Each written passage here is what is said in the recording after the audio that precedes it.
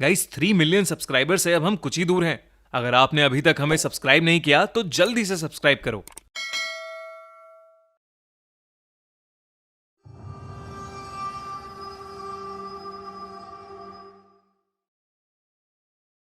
Veronica, the true story.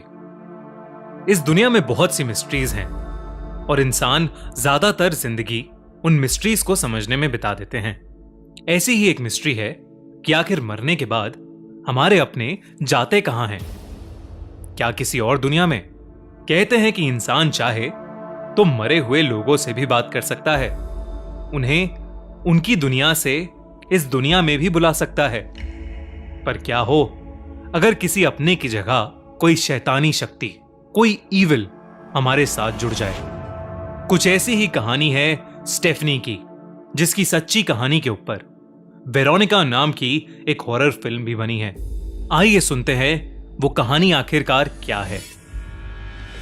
Stephanie अपने parents के साथ स्पेन की कैपिटल मैड्रिड में रहती थी। वो अपने पेरेंट्स की इकलौती बेटी थी, इसलिए वो उससे बहुत ज्यादा प्यार करते थे। पर स्टेफनी के दोनों ही पेरेंट्स वर्किंग थे। कभी कभी उन्हें रात को आने में बहुत देर हो जाती थी। इसके चलते वो स्टेफनी की देखभाल के लिए सिस्टर पैमेला की मदद लेते थे। सिस्टर पैमेला बचपन से ही स्टेफनी को जानती थी और स्टेफनी का मन भी सिस्टर पैमेला के साथ लग जाता था। इसलिए स्टेफनी के पेरेंट्स उसे बिना किसी टेंशन के सिस्टर पैमेला के साथ छोड़ देते थे। स्टेफनी की बेस्ट फ्रेंड का नाम एंजेला था। कुछ ही समय पहले एंजेला के बहुत अच्छे दोस्त माइकल की एक रोड एक्सीडेंट में मौत हो गई थी। उसकी मौत के बाद एंजेला चुपचाप ही रहा करती थी।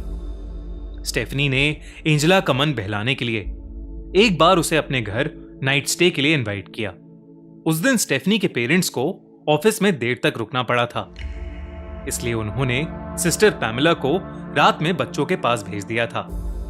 अब घर में स्टेफनी और एंजेला बातें कर रहे थे और सिस्टर पैमेला घर के गार्डन में ईयरफोन्स लगाकर वॉक कर रही थी। स्टेफनी एंजेला से बात करने की कोशिश कर रही थी, पर एंजेला ज्यादा कुछ बोल नहीं रही थी। फिर जैसे ही सिस्टर पैमेला घर से बाहर की तरफ गईं, एंजेला की आंखें एकदम से चमक उठीं। उसने स्टेफनी से कहा कि यह रात उसके लिए बहुत स्पेशल है, क्योंकि उस रात वो उससे बात करने वाले थे। स्टेफनी थोड़ी कंफ्यूज्ड हो गई और इस कंफ्यूजन में स्टेफनी ने एंजेला से पूछा कि वो किससे बात करने के लिए कह रही है। तभी एंजेला ने अपने बैग से एक लकड़ी का बोर्ड निकाला और उसे टेबल पर रखा और स्टेफनी से कहा, माइकल से। स्टेफनी को अभी भी कुछ समझ नहीं आ रहा था, क्योंकि माइकल कुछ ही समय पहले गुजर चुका था। आखिर उससे बात कैसे हो सकती थी? तभी एंजेला ने उस लकड़ी के बोर्ड पर एक कपड़ा मारा और उस जमी धूल के नीचे से एक उइजा बोर्ड बाहर निकाला। एंजेला ने स्टेफनी को समझाया कि वो लोग एक उइजा बोर्ड की मदद से स्पिरिट वर्ल्ड से एक कनेक्शन बना सकते हैं और मरे हुए लोगों से बात भी कर सकते हैं। स्टेफनी को यह सब थोड़ा अजीब लग रहा था, पर उसने कई महीनों से एंजेला को इतना एक्साइटेड नहीं देखा था और इसी के चलते उसने एंजेला का साथ देने का सोच लिया। और शायद यही स्टेफनी की सबसे बड़ी गलती थी। कमरे की लाइट्स डिम करके वो दोनों उस उइजा बोर्ड पर अपने हाथ रखकर बैठ गए। एंजेला कुछ धीमी आवाज में बोलने लगी और फिर एकदम से एक अजीब सा सन्नाटा हो गया।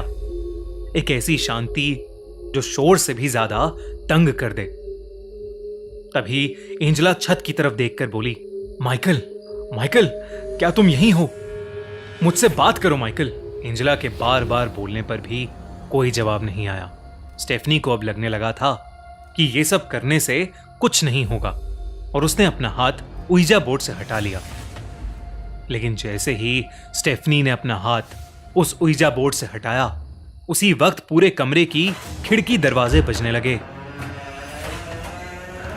तेज हवाएं चलने लगी और एक भयानक आवाज पूरे कमरे में गूंजने लगी। अंदर ऐसी हलचल देखकर सिस्टर पैमेला दौड़कर अंदर आई और जब उन्होंने वो उइजा बोर्ड वहां पड़ा हुआ देखा तो उनकी हालत ही खराब हो गई।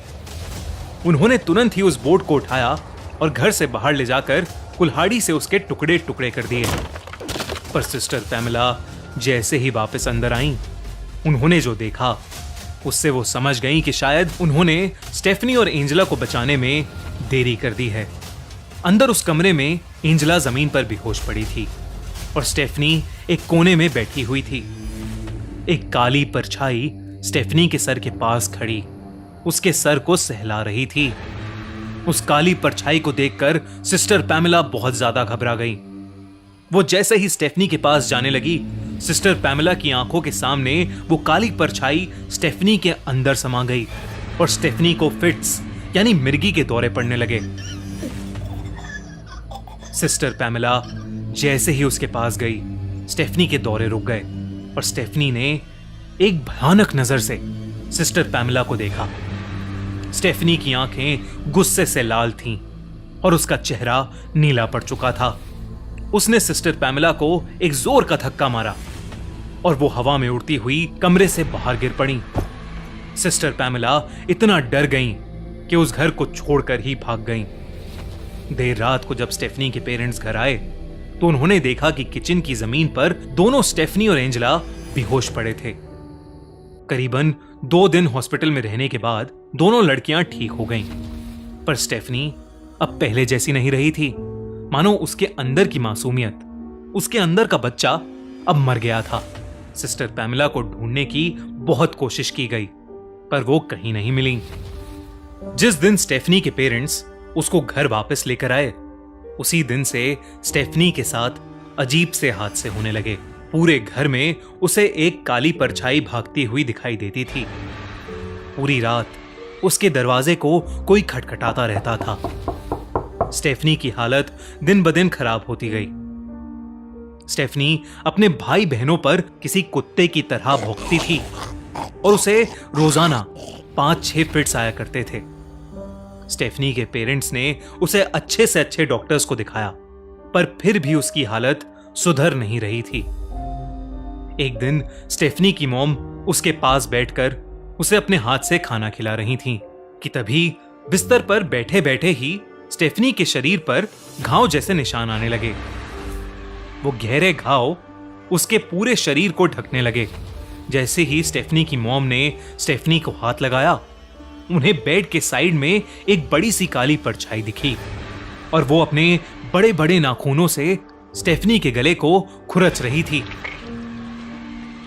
स्टेफनी की मॉम ने जो देखा, उसे देखकर उनकी चीख निकल गई और वो वहीं बेहोश होकर नीचे गिर गईं। करीबन 6 महीनों तक यही सिलसिला चलता रहा और आखिर में कभी ना खत्म होने वाले एक फिट्स के दौरान स्टेफनी की मौत हो गई। पर स्टेफनी की मौत के बाद भी वो काली परछाई स्टेफनी के पेरेंट्स को तंग करती थी। बेटी की मौत के थोड़े समय बाद ही उसके पेरेंट्स भी चल बसे और आज तक कोई उनकी मौत की ठोस वजह नहीं जान पाया है। आपको क्या लगता है, क्या जो कुछ भी स्टेफनी को दिखता था वो सच था, या ये सब उसके दिमाग की उपज थी? अगर नहीं तो उस दिन माइकल को बुलाते हुए आखिर कौन आ गया था? अब खूनी मंडे के साथ साथ हमारी नई पेशकश फ्रीकी फ्राइडे भी एंजॉय करो। Check out our new exclusive horror story Hotel Soulful, only on our Spotify podcast, The Horror Show by खूनी मंडे, लिंक इन डिस्क्रिप्शन। हमारी अगले हफ्ते की कहानी रक्षाबंधन हॉरर स्टोरी Spotify पर ऑलरेडी लाइव है, तो डिस्क्रिप्शन में दी गई लिंक पर क्लिक करिए और जल्दी से उसे सुनिए। और हाँ, हमारी वीडियोस की लेटेस्ट नोटिफिकेशंस के लिए बेल आइकन दबाना मत भूलना।